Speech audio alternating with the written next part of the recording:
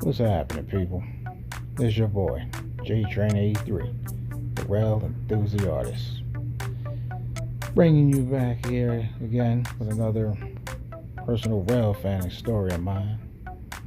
This time with a bit of a twist, showing the illustration that I'm doing based on something I remembered back when I was in high school.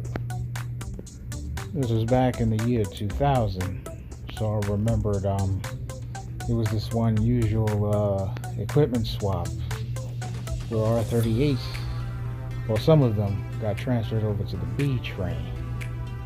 And I remember it was one afternoon I unexpectedly came across an R38 train set. This was like one afternoon I was going home from school. This is at the time I went to Edward R. Murrow High School, so shout out to my peoples of Edward R. Murrow. So this was at the time I was heading home from school one afternoon. I was on the Q train, and this is at the time the Q was running over the 6th Avenue line, and at the time it was they were using mostly R40 slants and maybe an occasional R32 phase too at the time. But I remember I was on Q train and I was departing out of DeKalb Avenue Station. So before the train could even approach the bridge, there was this B train that had passed through on the express tracks.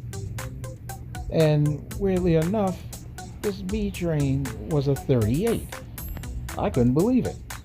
Something I saw from pictures, from nycsubway.org when R38s were in service, in the past, like back in the late 60s and even during the late 70s and early 80s. And there was this 10-car train of R38s was signed up as a B train. And this train was on its way to Manhattan and the Bronx, because this was during rush hour. So this is at the time the B train was traveling from Coney Island, Stillwell Avenue to Bedford Park Blvd, the Bronx, which some I remember. So interesting enough, it was another day. I get out of school and I decided, all right, if this R38s are still assigned on the B train, I might have to go down to Coney Island and check this out. So I do that. School had let out. It was like after 2 in the afternoon. So I decided, instead of taking the D train, down the Brighton line on the Manhattan bound side, I decided, all right, let me just go down to Coney Island. So I do that. So I finally make it down to Stillwell Avenue, Coney Island. Okay, cool. Once I made it to Stillwell Avenue, Coney Island, the first train that was arriving on the West End platform that I see just from the roof line. This is at the time way before the terminal itself was, rehabbed a little later on in early 2000s. But that's another story for another time. So I see from the roof line a train of R38s arrived at Stillwell Avenue, Coney Island. So I couldn't believe it, and I thought, man, maybe, God was on my side and he just knew what I was going down there for. And yeah, I was lucky enough and I caught it.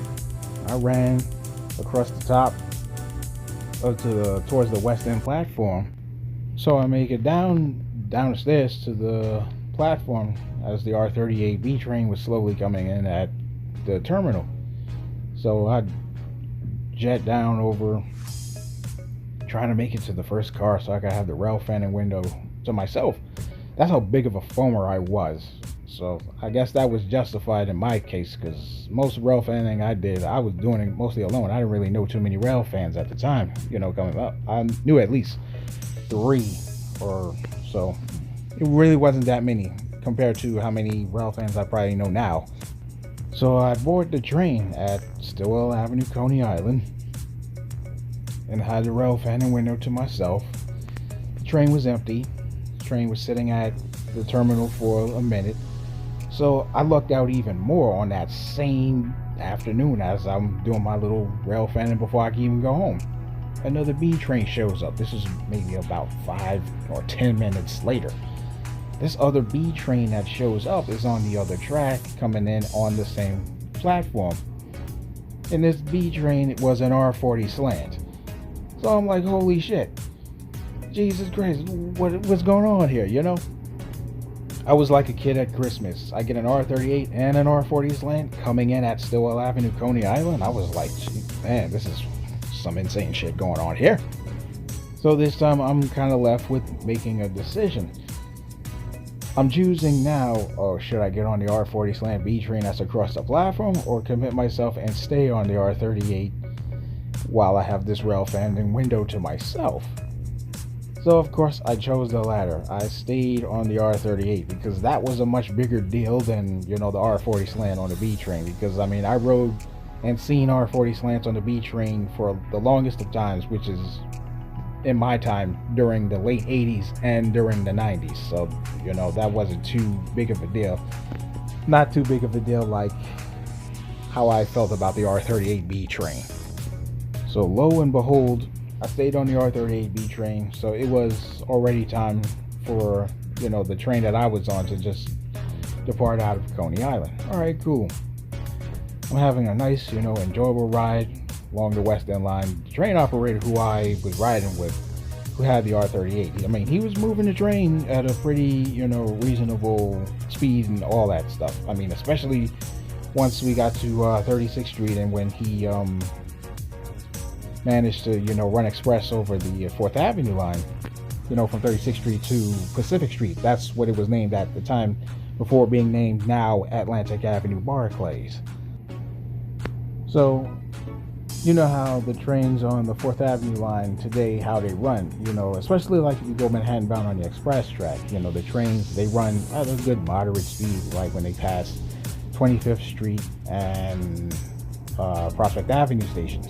But by the time you get to 9th Street, you're kind of like reach that downgrade before you pass the station, and the train speed like really increase, but then it goes like another downgrade before skipping Union Street. That's what it was like, when I was on that R38B train. And he was pulling, man.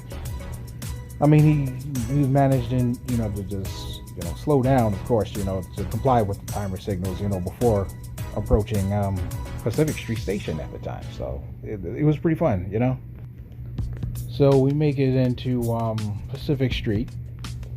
Everything is cool. We pick up passengers, dropping off passengers, where they need to go, transfer to whatever lines they need to go to, the IRT upstairs, or get the Long Island Railroad, or get the R train right across the platform, or the M at the time. But yeah, that's what it was. So we pulled out of Pacific Street, and the station that we then skip is DeKalb Avenue before going over the Manhattan Bridge.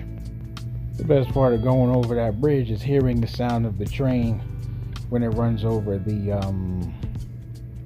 tracks that's got the I forgot the names of the rails. It's like a conjoined set of rails. It looks somewhat like a switch track, but it's not.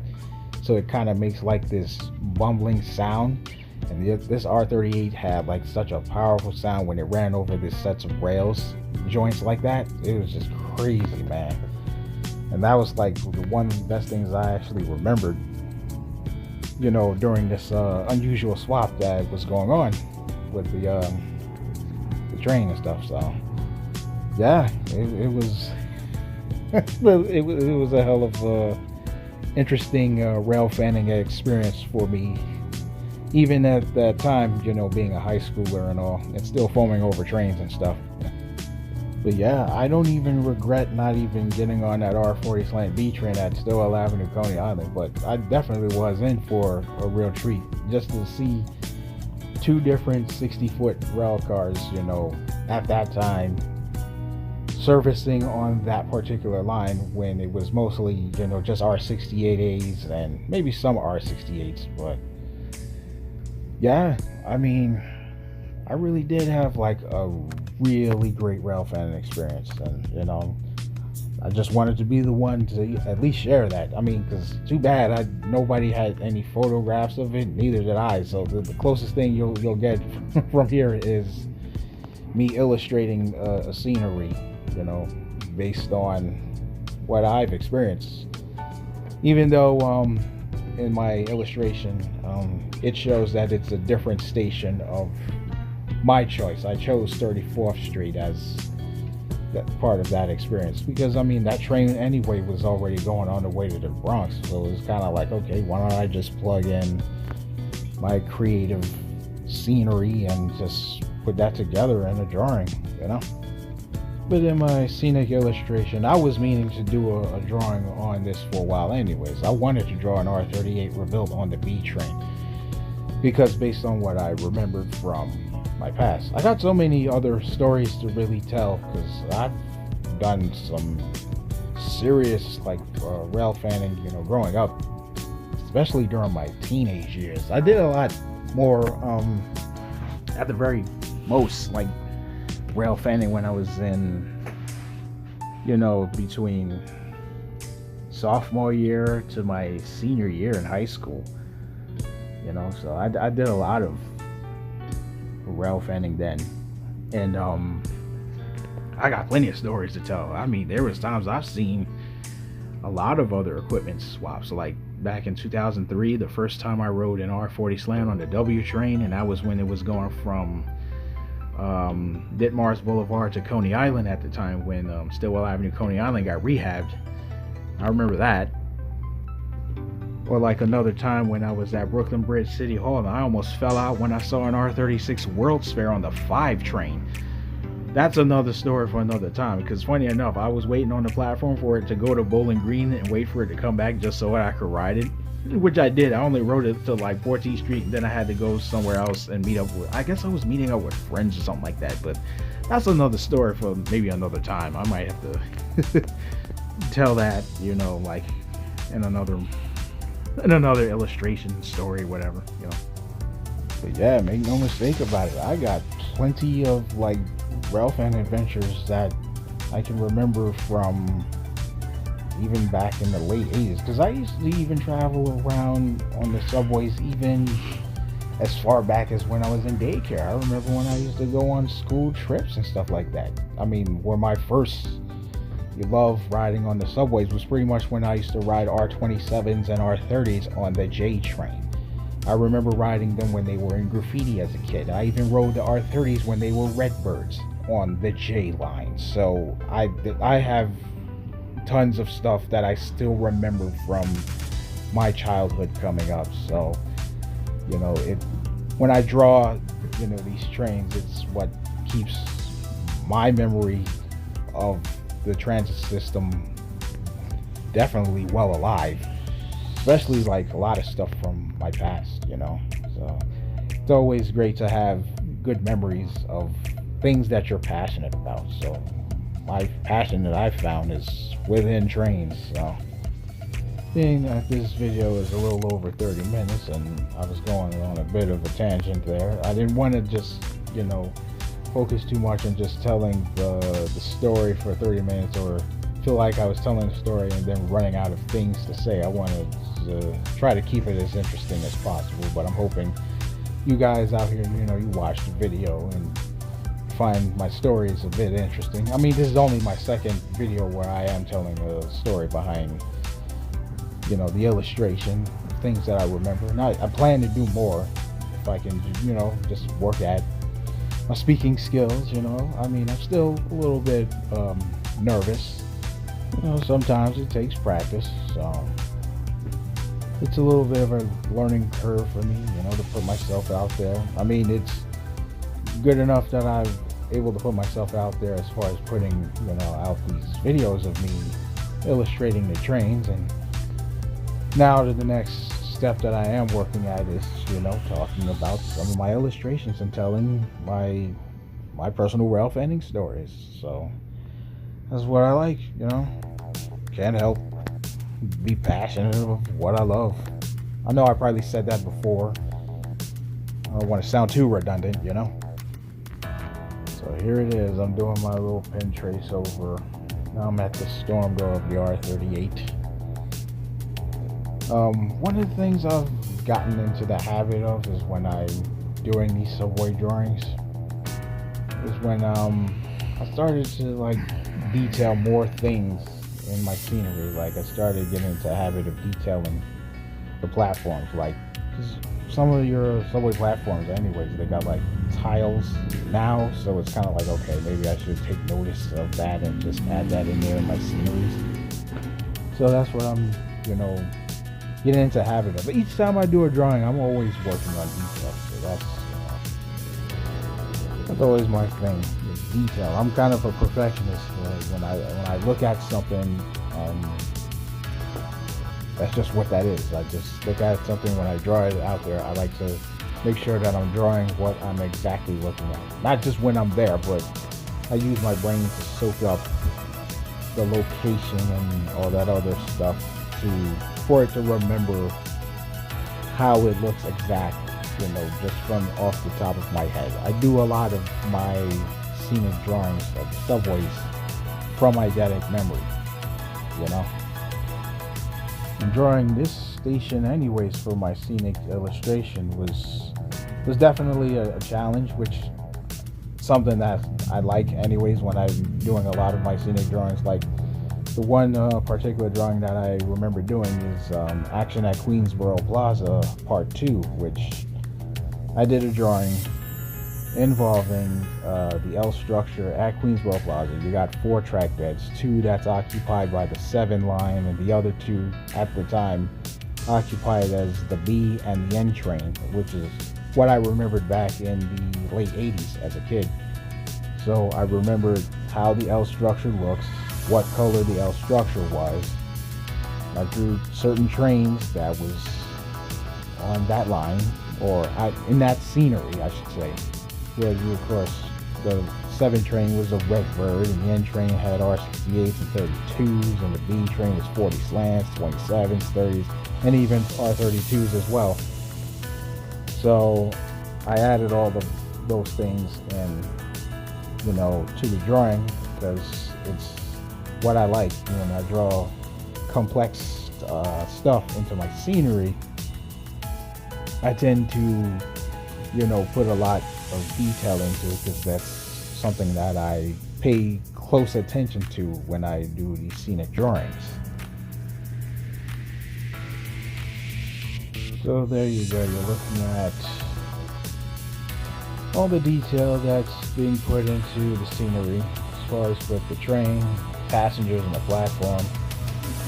And now I'm doing the whole color process, which is one of my favorite parts of doing an illustration. Back then when I was drawing trains, back when I was even in high school, in junior high school, I used to just draw and not really color, because at that time I really never gave a damn about coloring. So I would just draw the train and the scenery and just leave it as is. But as I got a little older, I started to take my artistry a little bit more serious, because I started to look at other artists, and I look at their pieces and notice, like, their art pieces is full of color. So it was like, okay, maybe I should take note and do the same, start coloring my art pieces to make it look more alive, I guess, make it less bland. Yeah, so we're back at it, still coloring the platforms. Yeah, that was the color that I had to choose to do the platforms. I mean, which is the closest color I probably remembered. If you go to 34th Street, Herald Square on the 6th Avenue line, it's probably the same colors that's being used. I try to be as accurate as possible. And of course, you see I'm just coloring the columns, the station columns, which 34th Street station, if you go out there, the columns is that exact color, that exact shade of red or burgundy, whichever shade it may be. But it does fall under a dark red family, Funny enough, some of your subway stations in the transit system would commonly have these columns of that color, and that's always been like interesting enough that it's always been a common color scheme that you used to see on train stations, for decades. I remember I was watching The Warriors. That's one of my favorite films. And there's this particular scene where the Warriors meet up at Union Square Station, and if you notice where the Warriors were standing at the platform, the pillars was of that exact color. It was that shade of red.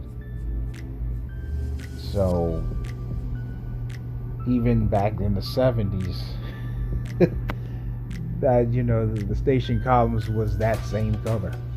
So I'm hoping I'm not boring you guys by just talking about station columns, but you know, I'm just giving a little insight of what I know and what I even remember.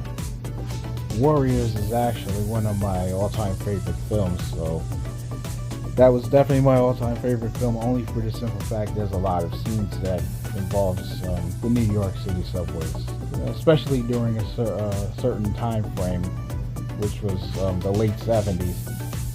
But even though I'm an 80s baby, but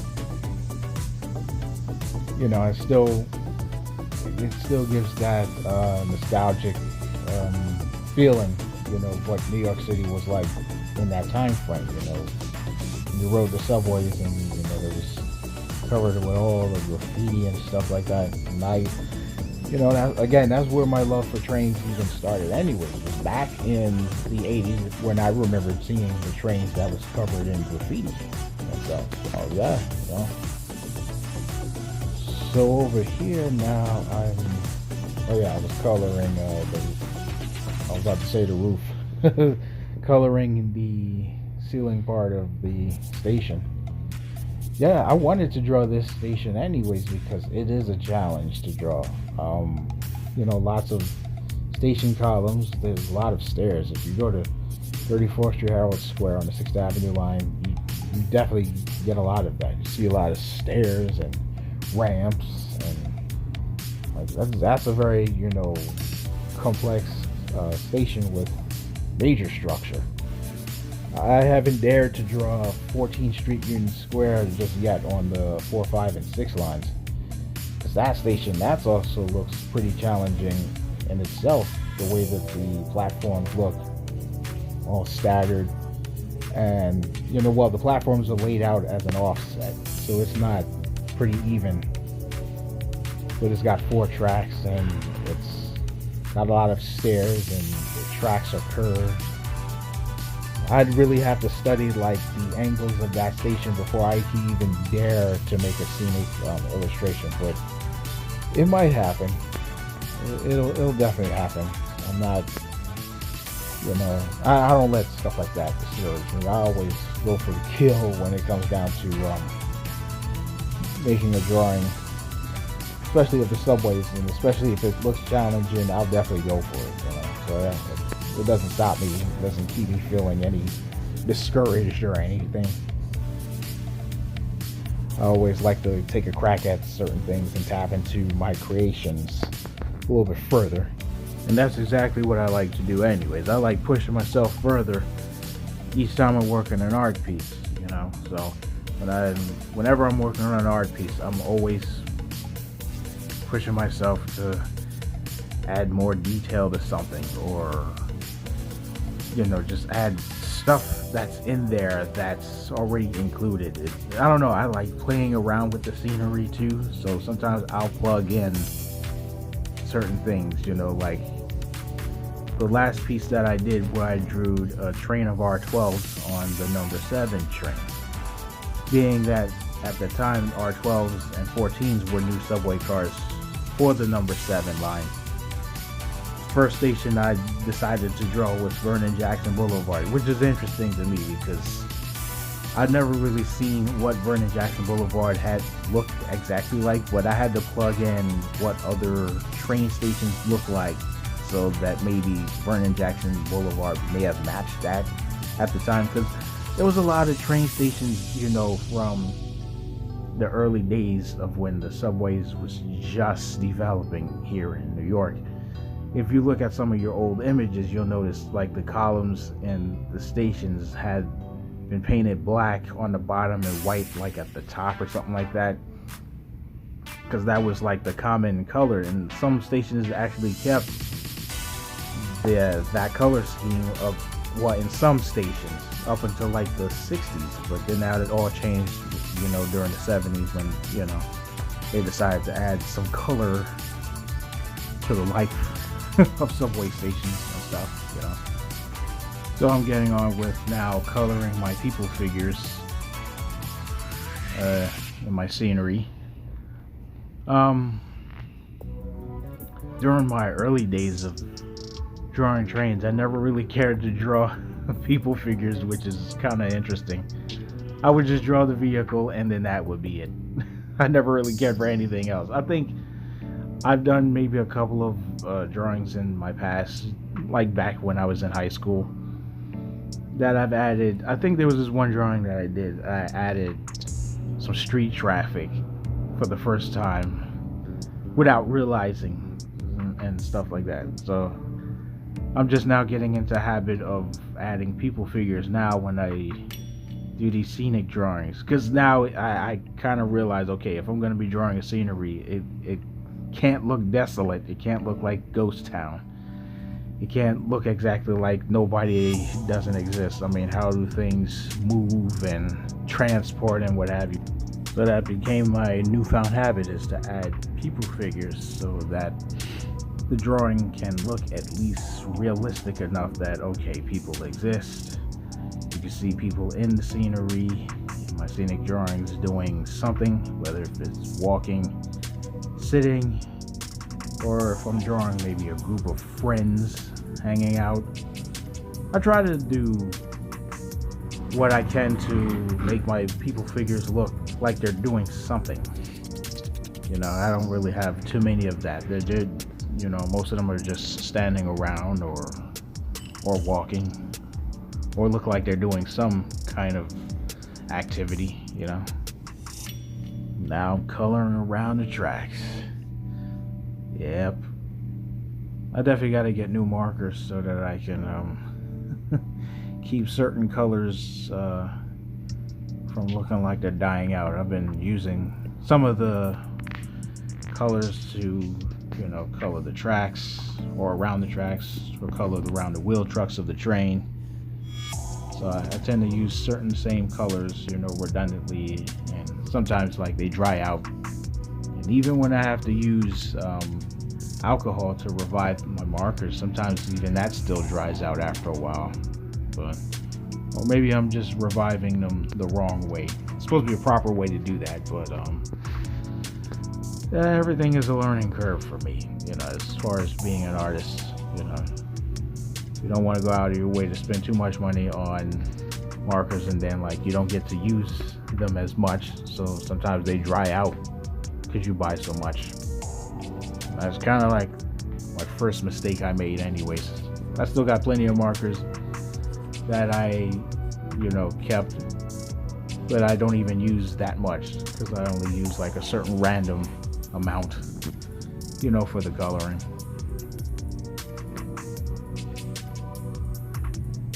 Now in this part of my scenic drawing, I'm just now coloring the body of the train.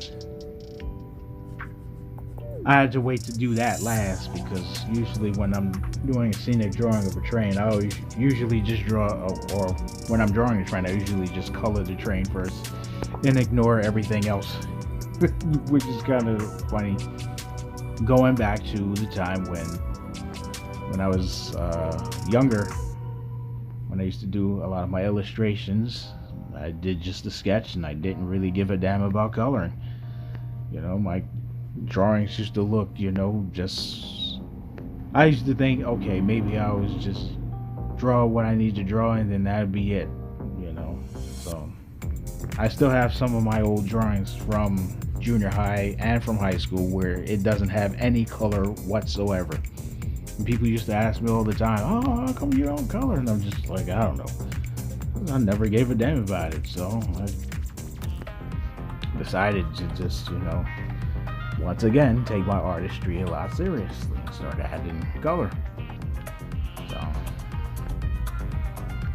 and of course, you know, now I'm coloring now around the wheel trucks and the couplers.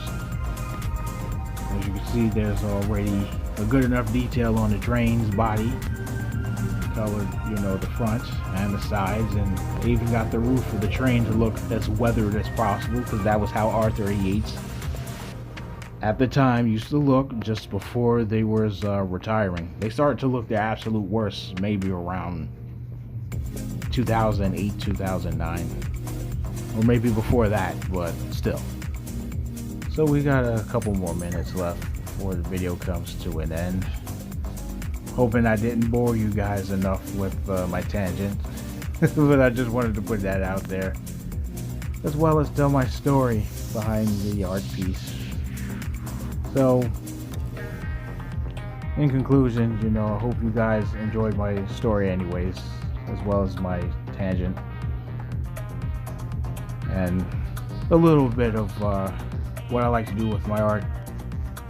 But all in all, I will do more videos where I'll do some illustrations, but also tell some railfanning stories. Once again, you know, I have to practice at getting my speaking skills, you know, on par. You know, I am still a little bit nervous. I'm not too big on public speaking. I mentioned that in my last video when I was talking about my storyline of watching the L trains run by. Yeah, you know, I hope you guys enjoyed the video. And of course, you know, I'm on other platforms as well. I am on Instagram as well as TikTok, and I have a Facebook art page as well, all under the same name, JTrain83, the Rail Enthusi-Artist. So you can, well, when you watch the video, you'll see, you know, the links being put in the description. I also sell my artwork as well, which I have an art shop on Etsy.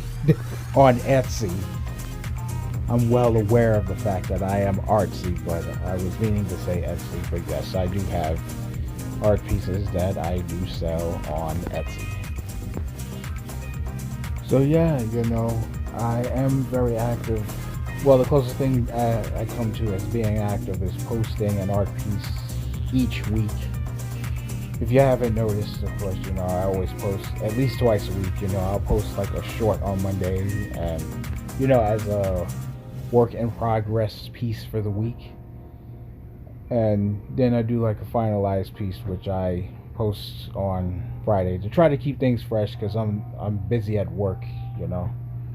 So, you know, that's the thing with me, you know, holding down a 9-to-5 job and squeezing in time to create content for you guys, you know, and try to make it as interesting as possible, or make it as unique as possible, you know, in order to connect with, you know, fellow rail fans and artists out there alike. But, you know, once again, you know, I hope that you guys enjoyed my video and my long tangent, as well as my R38 train adventures story, you know.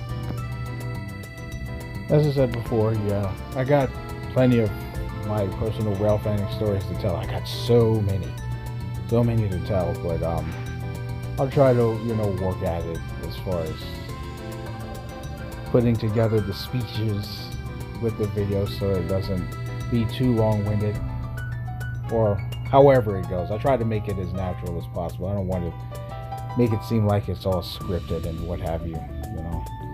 It would feel unnatural if I was to just do everything scripted, you know. I don't want to feel like I'm reading off of something, so I'd rather just, you know, speaking in a way like as if I'm having a conversation with you guys. So, you know, that's just how it is, you know. So anyways, this is the final clip here. That's my piece now all completed. Once again, I hope you guys enjoyed, and thank you guys for watching. Like, comment, share, subscribe. See you guys on the next one. Peace out.